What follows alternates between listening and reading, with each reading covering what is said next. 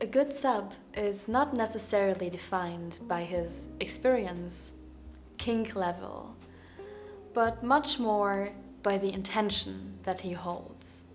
Everything else can be learned, and that is what we are here for. By that being said, I welcome you at King Castle's Subs Etiquette. My name is Miss Marie Graceful, and I will be your guide, mentor, and muse throughout your journey. Let's deep dive into BDSM, science, spirituality, and the art of female dominance. To be a good sub can be learned, as long as you have the right intentions and mindset. The fact that you have clicked on this podcast or video, depending on which platform you are on right now, definitely shows that you seem to have the right intentions because you want to learn how to serve your Dom properly. So, what is the right mindset? From my perspective, the most important part is that you really want to see your Dom as the queen that she is, that you see fulfillment in serving her, that you see a purpose in this, and not only one that is transactional, in a sense of you do something for her to get something in reward. This kind of mindset is something that destroys basically any kind of human interaction or closer relationship. Because as soon as you see it as a transaction, as something where you give something to get something back, it gets toxic quite quickly. And you will always try to get the most out of it for yourself. But especially in this context, it's even more important to keep in mind that you are doing this because you enjoy to serve her and that you enjoy being at her feet, bowing in front of her and serving her. Because it fulfills you, because it feels good, and because her smile is the most beautiful thing you could ever imagine. And if you got that right, you can totally move on. But how can you work on this? Well, there are many different ways, and it's something that I like to look at in my mentorships quite a lot.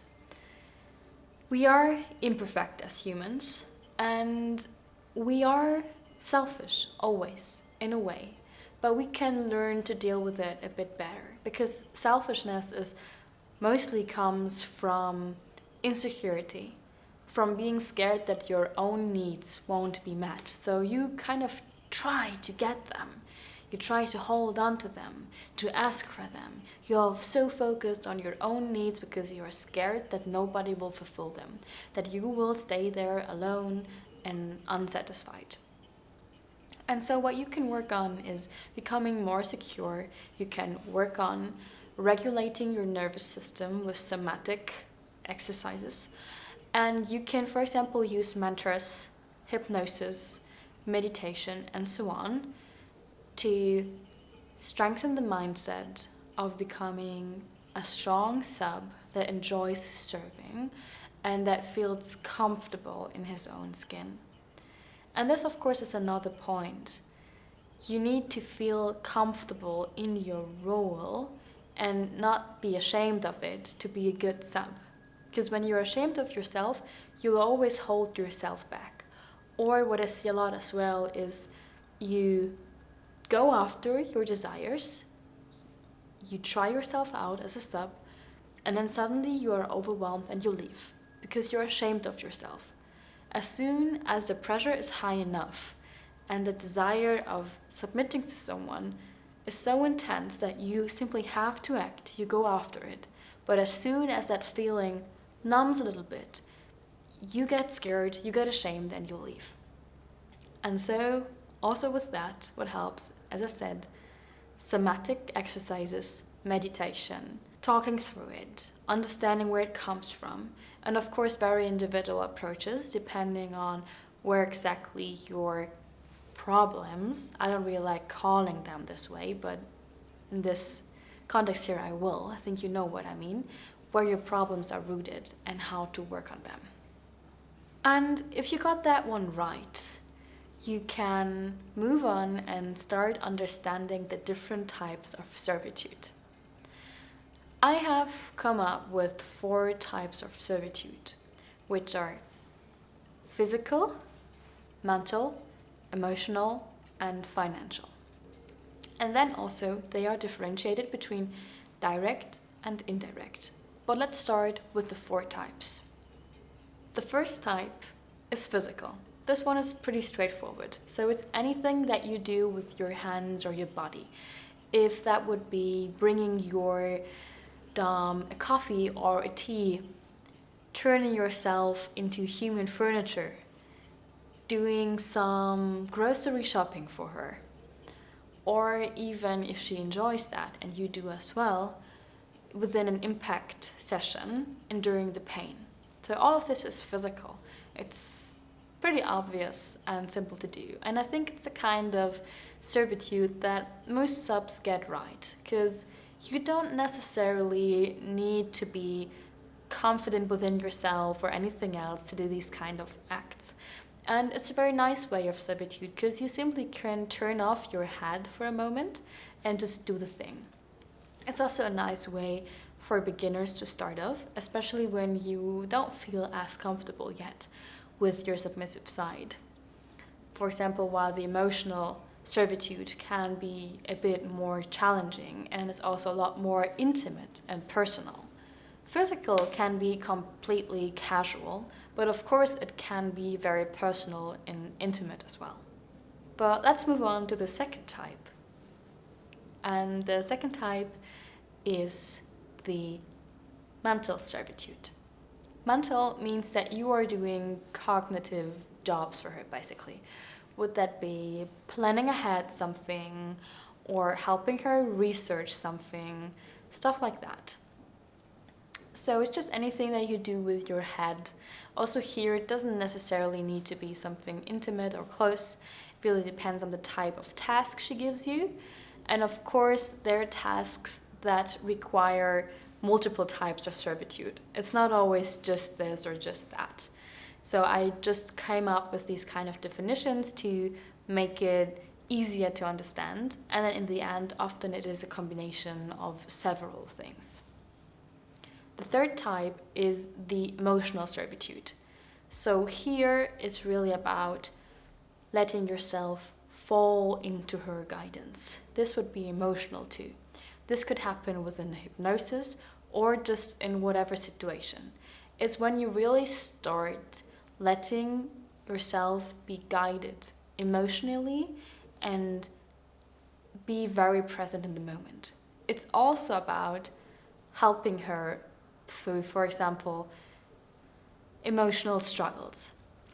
Being there and listening to her, kind of figuring things out, showing that you are stable and that she can trust you. This is something many struggle, and it's also because sometimes people just have different expectations, especially when it comes to maybe more emotional topics on how to deal with them. Whether that be someone just wants to talk about it and the other person tries to find a solution. And so it's really about understanding what your Dom needs are and to kind of get there and to work with it. And so this is something where I feel like many need to work on, to understand what are my opposites' needs and desires, how do I need to adapt, how can I hold space for someone, and how can I especially hold space for someone without losing myself. How can I make sure that I feel comfortable holding this space, and how can I make sure that my boundaries aren't crossed? Because obviously as a sub you can as well have things that you don't feel comfortable doing, or maybe you find a certain topic very challenging emotionally and you just feel like you cannot deal with it. And many people are having a hard time communicating this because they believe they need to be there for that person. And that's not always necessarily the case. You simply have to find a great way to deal with it and be very transparent and clear with your thoughts, while still making sure the other person doesn't feel rejected. And this is also something I work on a lot in my mentorships and help people to communicate, obviously. and sometimes external help can be very useful here. The fourth kind of servitude is the financial one. I know it's always a sensitive topic. For some, findom is their favorite thing, and for others, it's a huge no-go, and I think that's totally fine. But also there are so many nuances. So financial servitude can mean that you are simply paying for activities that you are doing together.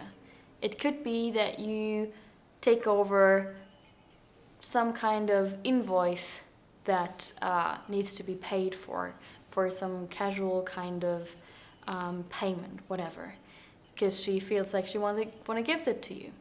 The other one could be that you learn how to invest and put money aside so that you have more freedom financially to do stuff together later on. There are so many ways to serve someone in a financial way, from casual gifts to full control over bank accounts. So that's also very individual and can be very casual or very intimate and sensitive. And then maybe you have already kind of an idea of what direct and indirect means, and if not, I'll happily explain it to you.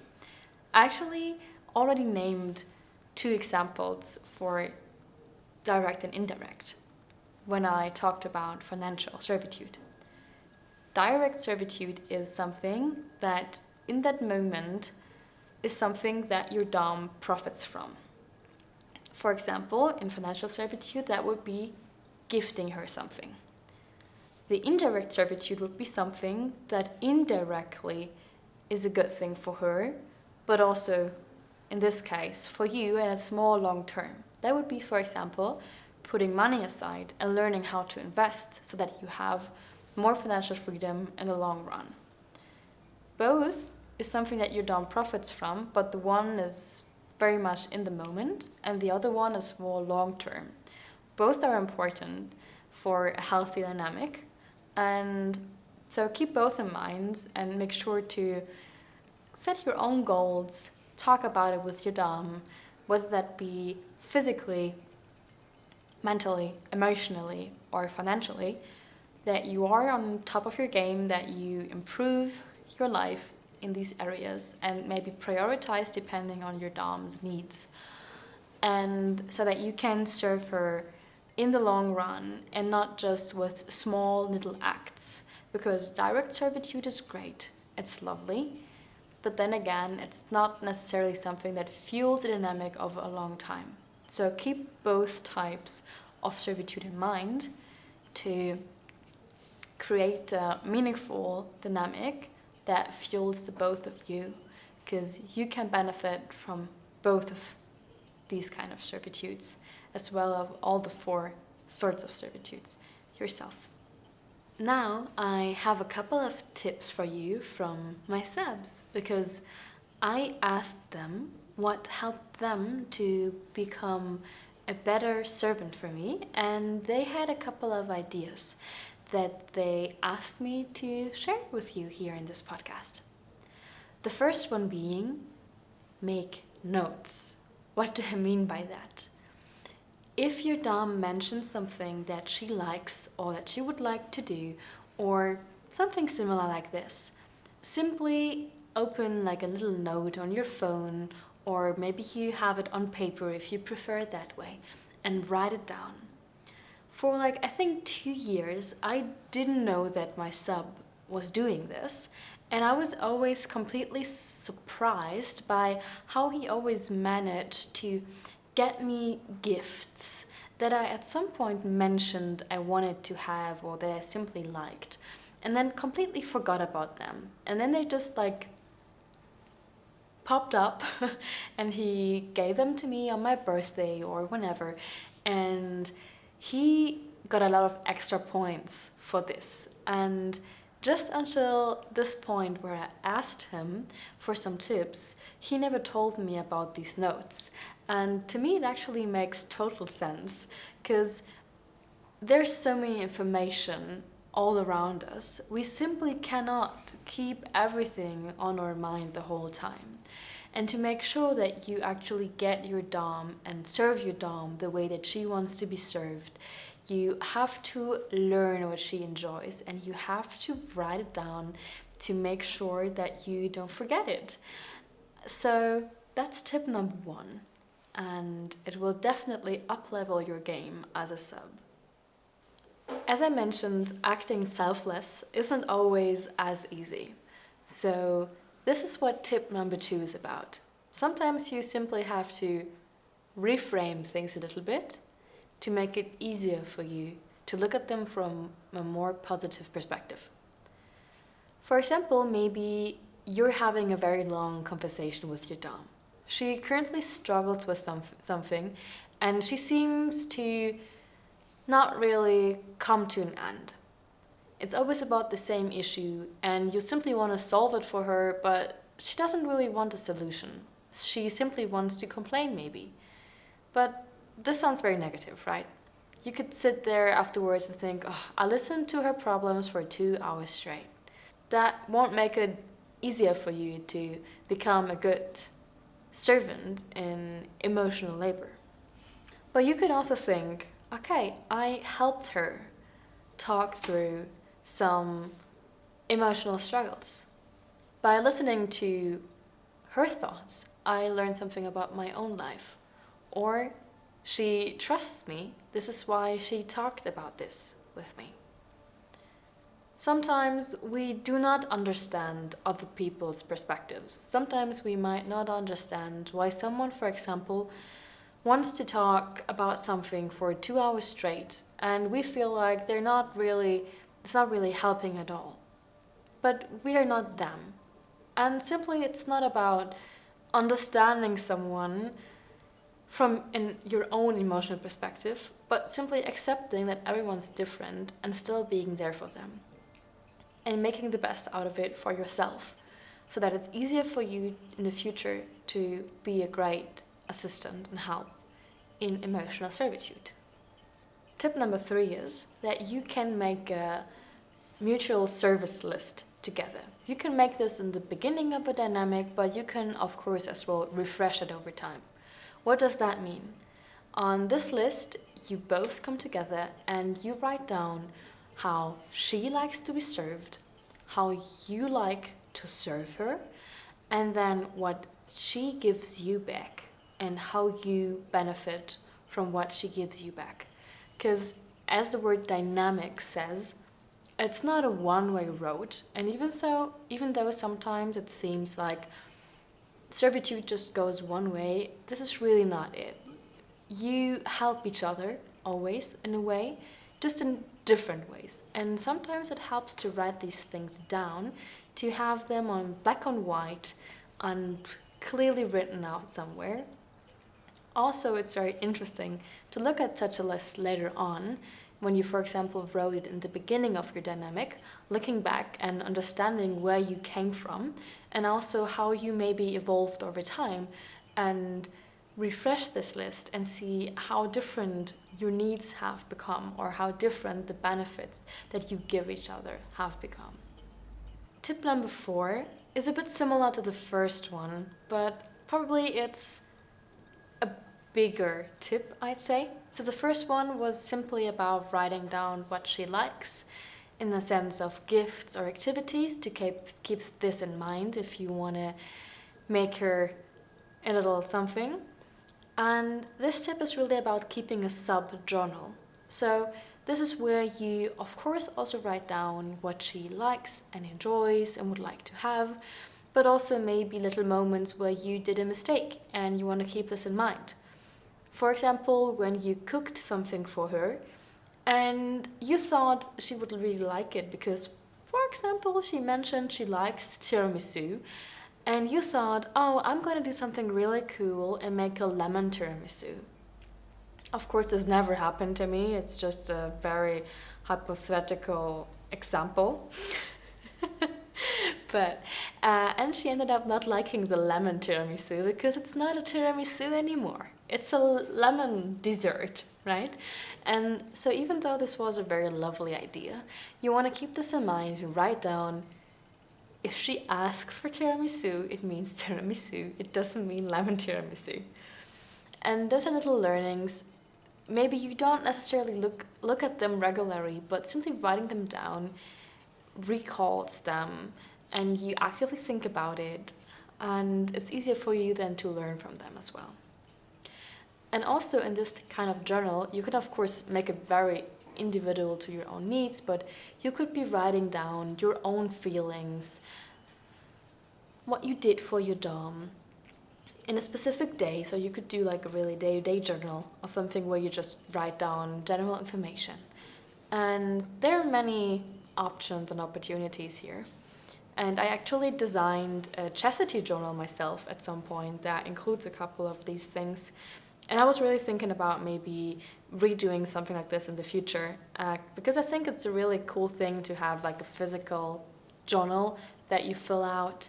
It's just a very different experience, and you kind of rethink things in a different way when you write them down with a pen on paper, and I think that's lovely. And the last tip is really just start before she asks. This is something that you really have to learn. Some people are better at it, some are not as good at it, but it's something you can learn. I'm an ADHD person myself, and I mean, I'm in a position in a working environment where I have to like think ahead a lot and plan and organize. And it's not my strength, but it's something that I had to learn, and I can assure you, you can learn this, even when it takes a lot of time. And so planning ahead, being 2 steps ahead, really gives your Dom the feeling that you want to make a good job.